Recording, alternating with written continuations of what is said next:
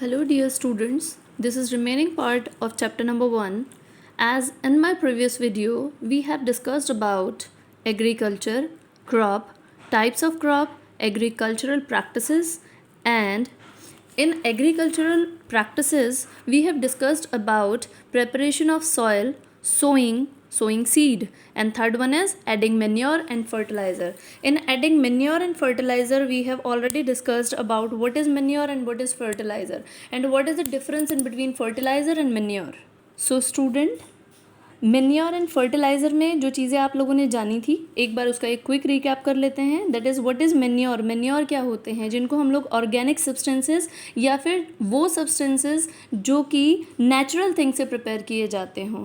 Right student, for an example जो kitchen waste होता है या फिर जो प्लांट प्रोडक्ट्स होते हैं जैसे कि प्लांट की लीव्स होती हैं या फिर कुछ प्लांट ऐसे हैं जो कि डेड हो जाते हैं, उनसे ही मेन्योर प्रिपेयर किया जाता है. ब्रॉडली अगर हम लोग देखें, मेन्योर 2 टाइप्स का होता है. First one is green manure and second one is compost. So students, जो ग्रीन मेन्योर होता है वो प्रिपेयर किया जाता है ग्रीन प्लांट्स के डिकम्पोजिशन से, यानी कि वो प्लांट्स जो कि डेड हो जाते हैं या फिर जिनका कुछ पार्ट जो है वो टूट कर गिर जाता है, ग्रीन लीव्स होती हैं या फिर कुछ पार्ट अगर फॉलन ऑफ यानी कि गिर जाता है तो उससे प्रिपेयर किया जाता है green manure. Okay student, next one is compost. जो मेन्योर है उसका एक सेकेंड टाइप है कंपोस्ट. अब कंपोस्ट क्या होता है? कंपोस्ट प्रिपेयर किया जाता है जो कि हम लोगों का किचन वेस्ट है, वीड्स है, एनिमल वेस्ट है, इनके डीकम्पोजिशन से तैयार किया जाता है compost. That is also called manure. यहाँ पर आप लोगों को बताया गया जो मेन्योर होता है वो ऑर्गेनिक सब्सटेंसेज होते हैं, नेचुरल थिंग से प्रिपेयर किया जाता है.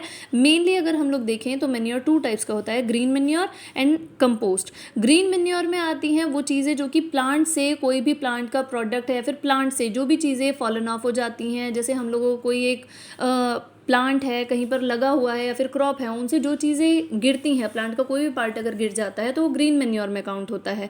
और कंपोस्ट जो कि हम लोगों के किचन वेस्ट होता है या फिर जो हम लोगों के वीड्स हैं, एनिमल वेस्ट हैं, इन सभी चीज़ों को डीकम्पोज करने के बाद जो प्रोडक्ट बनता है उसको हम लोग कहते हैं कंपोस्ट. जैसे कि आप लोगों ने प्रीवियस 6th क्लास में आई थिंक सो स्टडी किया है वर्मी कंपोस्टिंग.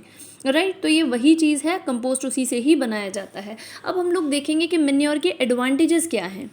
एडवांटेजेस हैं, ये वाटर होल्डिंग कैपेसिटी को बढ़ाता है, यानी कि अगर हम लोग मेन्योर यानी कि नेचुरल थिंग है, कोई भी नेचुरल चीज़ों से हम किसी भी चीज़ को बनाते हैं तो वो कोई ना कोई एक बेनिफिट देता ही है. राइट स्टूडेंट, तो यहाँ पर एडवांटेजेस अगर हम लोग देखते हैं तो वो क्या करता है, वाटर होल्डिंग कैपेसिटी बढ़ाता है सॉइल की, इंक्रीज करता है नंबर ऑफ माइक्रोब्स, यानी कि कोई भी चीज़ जब सड़ जाती है, ख़राब हो जाती है, तब वो डिकम्पोज होती है. राइट स्टूडेंट, तो वहाँ पर आप लोग देखेंगे नंबर ऑफ माइक्रोब्स वहाँ पर बढ़ जाते हैं. ये सॉइल के टेक्सचर को भी इम्प्रूव करता है. अब आप लोग देखेंगे फर्टिलाइज़र क्या होते हैं. फर्टिलाइज़र होते हैं इनऑर्गेनिक कंपाउंड्स, यानी कि जो कि डायरेक्टली नेचुरल चीज़ों से नहीं बनाए जाते. फर्टिलाइज़र हम लोग केमिकल कंपाउंड्स को बोलते हैं जो कि मैन्युफैक्चर किए जाते हैं स्पेसिफिक फैक्ट्रीज़ में. ये प्रोवाइड करते हैं किसी भी प्लांट को, किसी भी क्रॉप को, ये प्रोवाइड करते हैं कुछ स्पेसिफिक न्यूट्रिएंट्स, यानी कि जिस क्रॉप को जिस न्यूट्रिएंट की ज़रूरत है वही स्पेसिफिक न्यूट्रिएंट जो है उसको प्रोवाइड कराया जाएगा. जैसे कि यहाँ पर आप लोग देख रहे हैं नाइट्रोजन है, फॉस्फोरस है, पोटेशियम है, यूरिया है, एट्सेट्रा. बहुत सारे फर्टिलाइज़र जो हैं वो मार्केट में अवेलेबल हैं.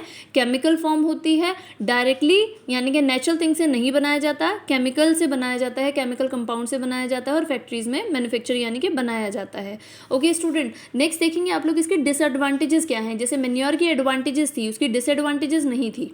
बस एक डिसएडवांटेज है अगर हम लोग कहें तो, कि मेन्योर जो है वो थोड़ा लेट अपना रिएक्शन देता है और फर्टिलाइज़र जल्दी से जल्दी, क्योंकि क्या है, मेन्योर के अंदर किसी भी तरीके का स्पेसिफिक न्यूट्रिएंट नहीं होते, सभी न्यूट्रिएंट मिक्स होकर के आते हैं और फर्टिलाइज़र क्या करता है, एक स्पेसिफिक न्यूट्रिएंट प्रोवाइड कराता है. तो ये इसकी एडवांटेजेस है. अब हम लोग फर्टिलाइज़र की डिसएडवांटेजेस देखेंगे. ये अगर हम लोग कंटिन्यूसली अपनी क्रॉप के अंदर यूज़ करते रहें तो ये हमारे सॉइल की फर्टिलिटी को कम करता है. नेक्स्ट, ये क्या करता है, ये कॉज करता है वाटर और सॉइल पोल्यूशन, यानी कि वाटर पोल्यूशन भी कॉज करता है, सॉइल पोल्यूशन भी कॉज करता है. कुछ अनदर वे भी हैं जिनसे क्या कर सकते हैं हम लोग, वहाँ पर मेन्योर या फिर फर्टिलाइज़र का बिना यूज़ किए हुए हम लोग वहाँ पर कुछ ऐसे स्पेसिफिक मेन्योर को भी ऐड कर सकते हैं. जैसे कि आप लोग देखेंगे नेचुरल मेथड में क्रॉप रोटेशन है, यानी कि कभी एक टाइम में कुछ लेग्यूमिनस प्लांट को लगा दिया और नेक्स्ट टर्म पर हम लोगों ने वीट की क्रॉप लगाई, यानी कि कंटिन्यू हम लोग एक ही सेम काइंड की क्रॉप अगर हम लोग नहीं लगाते तो एक स्पेसिफिक न्यूट्रिएंट वहाँ से लॉस नहीं होगा। नेक्स्ट आता है नाइट्रोजन फिक्सिंग बैक्टीरिया, जैसे कि आप लोगों ने पहले भी इसको स्टडी किया हुआ है। राइजोबियम है और भी बहुत सारे बैक्टीरियाज ऐसे हैं, बट आप लोग जो यहाँ पर स्टडी कर रहे हैं अबाउट राइजोबियम कर रहे हैं। राइजोबियम एक ऐसा बैक्टीरिया है जो कि एक जो लेग्यूमिनस प्लांट होते हैं जैसे ग्राम का है, पी का है, इनकी रूट्स में रहता है, सिम्बायोटिक रिलेशनशिप शो करता है एंड देन नाइट्रोजन को फिक्स करके, क्योंकि वो सिम्बायोटिक रिलेशनशिप शो कर रहा है, डेट मीन्स दोनों ही प्लांट भी और बैक्टीरिया भी दोनों ही एक दूसरे को बेनिफिट देंगे। तो जो बैक्टीरिया होता है वो एटमॉस्फेरिक नाइट्रोजन को फिक्स करके प्लांट को देता है और प्लांट उसको रिवर्स में उसका फूड और उसका जो शेल्टर है वो प्रोवाइड कराते हैं। Our next topic is irrigation. Student, अब हम लोग अपने एग्रीकल्चरल प्रैक्टिसेस में नेक्स्ट टॉपिक पढ़ रहे हैं इरिगेशन। इरिगेशन क्या होता है? Supply of water to crops at different intervals is called irrigation. That means जो भी वाटर हम लोग सप्लाई करते हैं अपनी क्रॉप को उसको हम लोग कहते हैं, और एक स्पेसिफिक टाइम पीरियड के बाद, यानी कि ऐसा नहीं है कि आप कंटिन्यूसली उसके वाटरिंग किए जा रहे हैं, एक रेगुलर इंटरवल के बाद हम जो वाटर देते हैं अपनी क्रॉप में उसको हम लोग कहते हैं इरिगेशन। स्टूडेंट्स, आप लोग यहाँ पर देखेंगे कि जो इरिगेशन है इसके सोर्सेज क्या क्या हैं, यानी कि किन किन सोर्सेज से इरिगेशन किया जाता है, यानी कि हम लोग वाटरिंग किन किन सोर्सेज से हम लोग अपनी क्रॉप में दे सकते हैं, जैसे वेल्स है, ट्यूबवेल्स है, पॉन्ड है, लेक है, रिवर है, ट्यूबवेल्स हैं, एट्सेट्रा। ये सभी सोर्सेज हैं जिनसे हम लोग अपने क्रॉप को इरिगेट कर सकते हैं, यानी कि वाटर सप्लाई कर सकते हैं। स्टूडेंट्स, यहाँ पर आप लोग देखेंगे कि इरिगेशन जो है उसके 2 मेथड्स हैं, यानी कि 2 मेथड से इरिगेशन किया जाता है। फर्स्ट आता है ट्रेडिशनल मेथड और सेकंड आता है आप लोगों का मॉडर्न मेथड। ट्रेडिशनल मेथड में अगर हम लोग देखें, यानी कि ये वो मेथड्स हैं जो कि पहले टाइम में यूज़ किए जाते थे। आजकल का मॉडर्न टाइम है तो हम लोग काफ़ी मशीन्स का यूज़ करते हुए, टेक्निक्स का यूज़ करते हुए हम लोग मॉडर्न मेथड को यूज़ करते हैं, बट प्राइमरली स्टेजेस पर जो मेथड्स यूज़ किए जाते थे उनको हम लोग ट्रेडिशनल मेथड कहते हैं। जैसे यहाँ पर आप लोग देखेंगे ढेकली, राहत, मोट and chain pump, all of these are traditional method. ये सभी आते हैं ट्रेडिशनल मेथड के अंदर। अब आप लोग इनको पिक्चर से एक बार देखेंगे। स्टूडेंट, आप लोग यहाँ पर फर्स्ट ट्रेडिशनल मेथड देख रहे हैं, दैट इज़ मोट। अब इसमें क्या होता था, जो फार्मर है वो क्या कर रहा है, इरिगेट कर रहा है, यानी कि अपनी क्रॉप में पानी दे रहा है। तो प्राइमरली स्टेजेस पर जो मेथड यूज़ किए जाते हैं उनमें से एक मेथड है मोट। अब मोट क्या है, यहाँ पर ये जो आप लोग रोप देख रहे हैं, इस रोप में आगे की तरफ एक बुल जो है या फिर कोई भी एक एनिमल, चाहे वो बफेलो है, काऊ है, बुल है, उसको बांधा हुआ रहता था, और यहाँ पर ये जो एक बकेट है इसको रखा जाता था। दूसरे साइड पर ये एक पुली सिस्टम है, यानी कि खींचने वाला सिस्टम है। अब इस बकेट को क्या करते थे, इस कोई भी जो हमारा वाटर रिसोर्सेज है, चाहे वो पॉन्ड है, लेक है, वेल है, किसी भी उसके अंदर डाला जाता था। जब ये वाटर से फिल हो जाता था तो यहाँ से उस एनिमल को आगे की तरफ को किया जाता था, जिससे वो आगे की तरफ को मूव करता था और जो हमारी बकेट होती थी वो फिल होके ऊपर की तरफ आ जाती थी। एंड नेक्स्ट जो फार्मर होता था वो नीचे की तरफ, यानी कि वाटर जो है वो अपनी क्रॉप में डाल दिया जाता था, वो डाला करता था। बेटा नेक्स्ट मेथड आप लोग देखेंगे ढेकली। ये भी ट्रेडिशनल मेथड्स के अंदर ही आता है। यहाँ पर क्या होता था, सेम एज वो था पुली सिस्टम जिसको आप लोगों ने मोट के बारे में अभी पढ़ा था। और नेक्स्ट जो आता है ढेकली, इसमें क्या होता है, जैसे कि आप सीसॉ वाली स्ट्रक्चर होती है, कुछ इस तरीके से स्ट्रक्चर बना दी जाती है। एक साइड पर एक हैवी स्टोन को बांध दिया जाता है और दूसरे साइड पर जो हमारी एक बकेट होती है वो वेल के अंदर डाल दी जाती है। पहले स्टार्टिंग में इसको स्टोन को यहाँ पर नहीं बांधा जाता, या फिर जो भी हैवी लोड होता है उसको यहाँ पर नहीं बांधा जाता, बस इस बकेट को नीचे की तरफ जो रोप के थ्रू जो है वो डाल दिया जाता था। एंड नेक्स्ट जैसे ही वो रोप जो है, ये वाटर बकेट जो है वो फिल हो जाती थी, इधर से इस हैवी सब्सटेंस को या फिर हैवी पार्टिकल या फिर हैवी स्टोन को बांध दिया जाता था, जिससे ये जो बकेट है ये ऊपर की तरफ आ जाती थी और फार्मर अपनी क्रॉप के अंदर इरिगेशन करता था। बेटा नेक्स्ट आप लोग देखेंगे चेन पंप। चेन पंप क्या होता है, इस तरीके की स्ट्रक्चर जो है चेन पंप में बनाई जाती थी, इस मेथड में बनाई जाती थी। 2 व्हील के टाइप की स्ट्रक्चर जो है, एक ऊपर की तरफ यानी कि थोड़ा हाई पर, और एक जो है वाटर का जो रिसोर्स है वहाँ पर रखा जाता था एक व्हील। दोनों को चेन से जो है अटैच किया जाता था। इधर भी बकेट रहती थी और इधर भी। यहाँ से ये वाटर का जो सोर्स है, इससे ये वाटर बकेट फिल होके आती थी और ऊपर यहाँ पर जो हमारे पास एक जो क्रॉप है, क्रॉप का एरिया है, वहाँ पर वो बकेट पानी को पलट देती थी और देन वापस फिर जाती जाती थी, फिर वाटर को फिल करके फिर ऊपर, और देन फिर पानी को यहाँ पर क्रॉप के अंदर डाल देती थी, और देन आगे की तरफ। इस तरीके से चेन पंप के थ्रू ट्रेडिशनल मेथड में जो भी फार्मर है वो अपने लैंड को इरिगेट करते थे। ओके बेटा, नेक्स्ट मेथड आता है राहत। It comes already in traditional method, as you know. Traditional method में ही आता है राहत भी। अब इसमें क्या होता था, ये एक टाइप का लीवर सिस्टम है। जैसे कि आप लोग यहाँ पर देख रहे हैं, लीवर जो है वो मेन वो इस जगह पर है। ओके स्टूडेंट्स, एंड यहाँ पर जो है वो हमारा वाटर रिसोर्सेज है। एक व्हील है जिसके चारों तरफ बकेट को बांधा हुआ है। जैसे जैसे यहाँ पर कोई भी एक एनिमल जो है वो यहाँ पर घूमता रहता है, इस चीज़ से घूमता रहता है, इसके शोल्डर पर ये एक लीवर जो है वो रखा रहता है, ये घूमता रहता है, और यहाँ से व्हील जो है ये भी चलता रहता है। और यहाँ पर जो है हमारी क्रॉप होती है, जो भी वाटर इस वाटर रिसोर्स से फिल होके आता है, देन वो यहाँ पर क्या कर देता है, ये वाटर बकेट से वाटर जो है हमारी क्रॉप के अंदर जाता रहता है। इस तरीके से ये कुछ ट्रेडिशनल मेथड थे जो अभी आप लोगों ने जाने, जिससे कोई भी फार्मर जो है वो इरिगेशन करता था प्रीवियस टाइम में, पहले के टाइम में। Our next method is modern method of irrigation, यानी कि प्रीवियस टाइम में जो मेथड्स यूज़ हुए उन्हें हम लोगों ने कहा ट्रेडिशनल मेथड, जो अभी तक आप लोगों ने स्टडी किए। नेक्स्ट जो अब के टाइम में हम लोग यूज़ करते हैं, जो फार्मर यूज़ करते हैं, वो मेथड्स हैं मॉडर्न मेथड ऑफ इरिगेशन। यहाँ पर 2 टाइप के मेथड आते हैं, sprinkler system and drip system. 2 methods आते हैं। स्प्रिंकलर सिस्टम, यहाँ पर आप लोग पिक्चर में देखेंगे एक वेल है, इसके ऊपर मोटर लगा दी गई है, राइट। इसका कनेक्शन जो है वो इलेक्ट्रिसिटी के थ्रू कर दिया गया है, एंड देन यहाँ से कुछ पाइप होते हुए, और ये पाइप जा रहे हैं हमारी क्रॉप के अंदर। जैसे कि आप लोगों ने देखा है, ये स्ट्रक्चर आप लोग देख रहे हैं, रोटेटिंग नोजल, यानी कि घूमने वाले नोजल्स जो हैं वो यहाँ पर लगा दिए गए हैं। यहाँ से जैसे ही मोटर को हम लोग ऑन करते हैं, वाटर सप्लाई होता है, और देन यहाँ पर हमारी क्रॉप के अंदर घूमते हुए कुछ इस तरीके से, जैसे बारिश होती है इस तरीके से, वो जो रोटेटिंग नोजल हैं वो वाटर को इस तरीके से स्प्रेड करते हैं हमारी पूरी क्रॉप के अंदर। इस मेथड का डिसएडवांटेज क्या है, तभी एक नया मेथड डराइव हुआ। इसका डिसएडवांटेज ये है कि इसमें जो वाटर है वो ज़्यादा वेस्ट होता है, यानी कि वाटर जहाँ पर वाटर जाना चाहिए वहाँ पर तो जाते ही, और उसके साथ साथ में इधर उधर भी ज़्यादा वाटर वेस्टिंग होती है, इसीलिए। बट ये मेथड जो है वो एप्लीकेबल है, बहुत ज़्यादा यूजफुल है सैंडी सॉइल के लिए, क्योंकि वहाँ पर वाटर की ज़्यादा ज़रूरत होती है। Okay student, next topic is drip system. अब ड्रिप सिस्टम क्या है इसको समझेंगे। ड्रिप सिस्टम के अंदर स्टूडेंट्स यहाँ पर same as above sprinkler system के तरीके से ही एक मोटर लगा दी गई है, और देन यहाँ से ये जो पाइपलाइन है ये स्पेसिफिक जहाँ पर प्लांट को लगाया गया है, एक पाइप जो है यहीं पर है, और उस पाइप का जो है कनेक्शन वो इस तरीके से किया गया है कि जो यहाँ से वाटर जो है सप्लाई हो रहा है वो डायरेक्ट प्लांट की रूट में ही जाएगा, और वहाँ पर जो है कुछ स्पेसिफिक होल किए गए हैं जिससे कि जो वाटर है वो उन्हीं प्लांट्स की रूट में जाता रहेगा।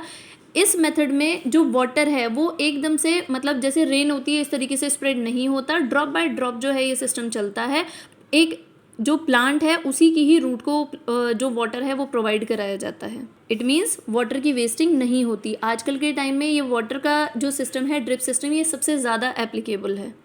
Okay students, come to our next topic, that is protection from weeds. Weeds को प्रोटेक्शन को जानने से पहले हम सबसे पहले जानेंगे कि वीड्स क्या होते हैं। वीड्स को हम लोग बोलते हैं अनवांटेड प्लांट। जैसे कि आप लोगों ने अपने घर में अगर छोटा सा गार्डन, या फिर जो भी आप लोगों ने अगर पॉट में भी कोई भी एक प्लांट लगाया है, स्पेसिफिक प्लांट, राइट, जैसे कि आप लोगों ने रोज़ का कोई एक प्लांट लगाया है, अब आप लोग देखते हैं कि उसके चारों तरफ कुछ एक्स्ट्रा प्लांट भी अपने आप ग्रो कर जाते हैं, वो होते हैं वीड्स। यानी कि जो आप चाहते नहीं थे, जिनको आप लोगों ने लगाया नहीं था, ग्रो करना नहीं चाहते थे, बट वो फिर भी क्या हो गए हैं, ग्रो हो गए हैं, तो इसीलिए उनको कहा जाता है वीड्स। अनडिजायरेबल प्लांट, यानी कि जिनकी डिज़ायर नहीं थी, जिनको हम लोग नहीं चाहते थे, जिनको हम लोग ग्रो कराना नहीं चाहते थे, उनको हम लोग कहते हैं वीड्स। नेक्स्ट आता है, अब वीडीसाइड्स क्या हैं। वीडीसाइड्स वो केमिकल्स हैं जो कि वीड्स को रिमूव करने के लिए यूज़ किए जाते हैं। वीडीसाइड्स वो केमिकल हैं जो कि वीड्स के रिमूव करने के लिए, वीड्स को रिमूव करने के लिए यूज़ किए जाते हैं।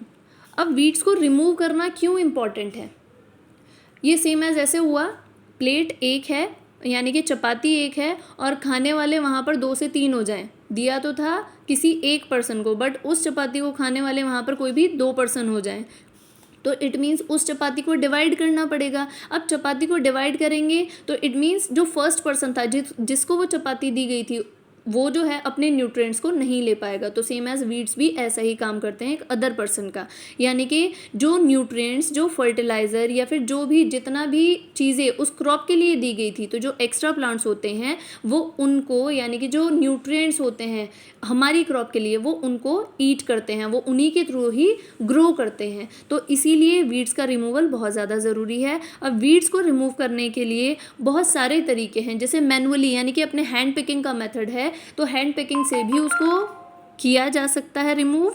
ओके, जब हम लोग उसे मैनुअली रिमूव करते हैं यानी कि अपरूट करते हैं, यानी कि उसको प्लक आउट करते हैं, तो with the help of a खुरपी हम लोग एक इंस्ट्रूमेंट है इसका यूज़ करते हुए हम लोग क्या कर सकते हैं, उनको रिमूव कर सकते हैं। और इनको रिमूव करने का बेस्ट टाइम होता है कि इनकी फ्लावरिंग से पहले, यानी कि जब इन वीड्स में कोई भी फ्लावर या फिर कोई भी फ्रूट आए उससे पहले पहले हमें इन्हें रिमूव कर देना चाहिए। और दूसरा मेथड आता है केमिकल मेथड, जिसमें हम लोग वीडीसाइड का यूज़ करते हैं। वीडीसाइड यानी कि 2,4-D, यहाँ पर आप लोग देख सकते हैं वीडीसाइड्स, यानी कि वो केमिकल जिनका यूज़ करते हुए हम लोग वीड्स को रिमूव कर सकते हैं। जैसे यहाँ पर आप लोग एग्जांपल के तौर पर देख रहे हैं 2,4-D। 2,4-D इसकी फुल फॉर्म होती है बेटा 2,4-डाइक्लोरोफिनॉक्सी एसिटिक एसिड। अभी बहुत ज़्यादा लेंदी है बट आप इसको ऐसे ही लर्न करेंगे 2,4-D। वीडीसाइड्स ये है, एक एग्जाम्पल यहाँ पर दिया हुआ है, ये हम लोग क्रॉप में स्प्रे करते हैं और स्प्रे करने के बाद ये कुछ थोड़ा बहुत नुकसान जो है वो हमारे क्रॉप के प्लांट को भी देता है, लेकिन उसके साथ साथ में जो हमारे वीडीसाइड्स होते हैं यानी कि वीड्स होते हैं उनको भी रिमूव करने के लिए काफ़ी हेल्पफुल होता है। जैसे कि आप इस पिक्चर में देख पा रहे हैं कि एक फार्मर जो है वो स्प्रे कर रहा है वीडीसाइड्स को, यानी कि अपनी क्रॉप में वीडीसाइड को, यानी कि उन केमिकल को स्प्रे कर रहा है जो कि वीड्स को किल करेंगे। Now come to our next topic, that is harvesting. Harvesting क्या होती है? अब हार्वेस्टिंग नॉर्मली जितनी क्रॉप अभी तक ग्रो हो चुकी है उसको कट करना, यानी कि अपने प्रोडक्ट को लेना। जैसे कि यहाँ पर लिखा है the cutting of crop after it is mature is called harvesting, यानी कि जो अभी तक क्रॉप हम लोगों ने ग्रो की है उसकी कटिंग करना मेच्योर होने के बाद, जिससे कि हम लोग वो प्रोडक्ट को यूज़ कर सकें, उसको हम लोग बोलते हैं हार्वेस्टिंग। अब बेटा हार्वेस्टिंग हम लोग किन चीज़ों से करते हैं? अब इतनी बड़ी क्रॉप है, इतने सारे प्लांट होंगे, तो हम उनको क्या करते हैं, पहले के टाइम में मैनुअली भी उससे किया जाता था, मैनुअली भी करते थे। जैसे आप यहाँ पर एक इंस्ट्रूमेंट देख रहे हैं दैट इज़ सीकल। सीकल के थ्रू भी आज के टाइम में भी कुछ लोग करते हैं, बट क्या है जो कि टाइम कंज्यूमिंग बहुत ज़्यादा और लेबर कंज्यूमिंग है, तो आज के टाइम में हम लोग जो यूज़ करते हैं उसको हम लोग बोलते हैं हार्वेस्टर। ये एक हार्वेस्टर एक मशीन की स्ट्रक्चर है जो कि काफ़ी ज़्यादा हेल्पफुल है, टाइम कंज्यूमिंग नहीं है, लेबर कंज्यूमिंग नहीं है, और हम लोगों को यानी कि जो फार्मर होते हैं उनके लिए काफ़ी ज़्यादा इम्पॉर्टेंट है। ये हार्वेस्टिंग करने के काम आता है। अब बेटा हार्वेस्टिंग करने में दो प्रोसेसिंग जो हैं वो की जाती हैं। सबसे पहले जैसे आप यहाँ पर देख रहे हैं थ्रेशिंग। थ्रेशिंग किसे बोलते हैं इसको आप लोग समझेंगे, जब कोई भी हार्वेस्टर या कोई भी सीकल उन प्लांट्स को कट कर लेती है और कट करने के बाद उनसे सीड को सेपरेट किया जाता है और चाफ को अलग कर दिया जाता है। चाफ बोलते हैं भूसे को, जो गाय यानी कि और बफेलो जो है वो जो खाते हैं, ब्राउन कलर का होता है, उसको हम लोग बोलते हैं। जो कि सीड को और चाफ को सेपरेट करता है उसको हम लोग, यानी कि सीड को उस प्लांट का जो उसका कवर है उसे बाहर निकालता है, उस प्रोसेस को बोलते हैं थ्रेशिंग। सो स्टूडेंट, ये जो आप स्ट्रक्चर देख रहे हैं ये है कंबाइन हार्वेस्टर, जो कि हेल्प करता है हार्वेस्टिंग करने में। और ये जो स्ट्रक्चर आप लोग देख रहे हैं ये है थ्रेशर, जो कि चाफ को और सीड को दोनों को सेपरेट करने के लिए हेल्पफुल होता है। स्टूडेंट, थ्रेशिंग के बाद नेक्स्ट जो प्रोसेस की जाती है दैट इज़ विनोइंग। ये एक विनोइंग मशीन है, जिससे कि अब आप लोग देखते होंगे कि जो सीड्स होते हैं यानी कि वीट होते हैं, वीट के जो सीड होते हैं उनमें कुछ परसेंट थोड़ा बहुत जो है वो चाफ आ जाता है। ये विनोइंग मशीन जो है ये हेल्प करती है उस चाफ को और उन ग्रेन्स को सेपरेट करने में। थ्रेशिंग जो है वो उस एक स्टॉक से सेपरेट करती है, जो एक स्टॉक हो। देखिए स्टूडेंट, जैसे कि एक मैंने स्टॉक बनाई है, यानी कि वो जो प्लांट होता है, अगर हम वीट का एग्जांपल ले रहे हैं, प्लांट होता है, यहाँ से सेपरेट करना वो कहलाता है थ्रेशिंग। अब इन सीड के ऊपर क्या लगा होता है, चाफ लगा होता है, उस चाफ को सेपरेट करना और सीड को सेपरेट करना ये कहलाता है विनोइंग। अब स्टूडेंट, जो एक फार्मर इतनी ज़्यादा मेहनत करता है इतने एक लॉन्ग पीरियड तक, और जब उसको प्रोडक्ट मिलता है तो वो बहुत ज़्यादा खुश होता है, तो इसीलिए वो क्या मनाता है, फेस्टिवल मनाता है। तो इनको हम लोग बोलते हैं हार्वेस्ट फेस्टिवल। और इंडिया में डिफरेंट टाइप के रिलीजन हैं, इसीलिए वहाँ पर क्या बनाते हैं, डिफरेंट नेम से हार्वेस्ट फेस्टिवल भी बनाए जाते हैं। जैसे कि कुछ तो आप लोगों को पता है, बैसाखी है, लोहड़ी है, बसंत पंचमी है, बिहू है, पोंगल है, ओणम है, ये सभी क्या हैं, हार्वेस्ट फेस्टिवल हैं जो कि इंडिया के अंदर सेलिब्रेट किए जाते हैं। Now come to our next topic that is storage. अब इतना ग्रेन जो कि एक इतने अमाउंट में ज़्यादा ग्रो हुआ है इन इंडिया, जैसे कि आप लोगों को पता है सेकंड नंबर पर लार्जेस्ट प्रोड्यूसर है इंडिया और कंज्यूमर भी, तो उसको हम लोग क्या करेंगे, स्टोर करेंगे। स्टोर करने के लिए कुछ स्पेसिफिक चीज़ें, बेटा फूड को स्टोर या फिर उन ग्रेन्स को स्टोर करने की ज़रूरत हमें क्यों पड़ती है, जैसे कि कोई भी माइक्रो ऑर्गेनिज्म या फिर मॉइस्चर हमारे फूड को खराब ना कर सके, तो उनको बचाने के लिए क्या होते हैं, इनको बोला जाता है सिलोज, ठीक है, जो कि हमारे ग्रेन्स को स्टोर करने में हेल्प करते हैं। ये कुछ मेटल्स के, स्पेसिफिक मेटल के बने रहते हैं जो कि मॉइस्चर प्रूफ होते हैं। और दूसरी जगह पर आता है ग्रेनरीज, यानी कि एक प्लेस या फिर एक बड़ा सा रूम जिसके अंदर ग्रेन्स को रखा जाता है और वहाँ से उनको सेल आउट किया जाता है। इनके प्रोटेक्शन के लिए हम लोग कुछ और चीज़ें भी यूज़ करते हैं, जैसे कि ड्राइड नीम लीव्स हैं, वो भी हम लोग फूड ग्रेन्स में अपने डाल करके रखते हैं, जो कि हम अपने घरों में कुछ टाइम के लिए यानी कि 1 ईयर के लिए अप्रॉक्सीमेटली कुछ ग्रेन्स को स्टोर करते हैं, जैसे वीट को, राइस को, इन चीज़ों को, इन ग्रेन्स को स्टोर किया जाता है। तो हम लोग उसके लिए क्या करते हैं, या तो कुछ ऐसे सिलोज का यूज़ करते हैं, यानी कि कंटेनर का, बड़े से एक मेटल के कंटेनर का यूज़ करते हैं जिसके अंदर अपने ग्रेन्स को डालते हैं, और उसके साथ साथ में ही स्टूडेंट ड्राइड नीम लीव्स का यूज़ करते हुए हम लोग अपने ग्रेन्स को स्टोर करते हैं अपने होम में। और कुछ आज के टाइम में कुछ ऐसे केमिकल्स का यूज़ करते हुए भी हम लोग क्या करते हैं, अपने ग्रेन्स को स्टोर करके रखते हैं। बेटा अवर next topic is food from animals. अब वो फूड, यहाँ तक हम लोगों का जो एग्रीकल्चरल प्रैक्टिसेस, ये सभी चीज़ें यहाँ पर कंप्लीट होती हैं। क्रॉप क्या है, फर्टिलाइज़र, ग्रेनरीज, हार्वेस्टिंग, इरिगेशन, ये सभी टर्म यहाँ पर क्लियर हो चुकी हैं। नेक्स्ट हम लोग अपना टॉपिक देख रहे हैं फूड फ्रॉम एनिमल्स। वो फूड जो कि हम लोगों को एनिमल से मिलता है। एज यू नो, बहुत सारे फूड हम लोग एनिमल से गेन करते हैं, जैसे कि मिल्क है, हनी है, एग है, चिकन है, मीट है, बहुत सारी चीज़ें हम लोग एनिमल से लेते हैं।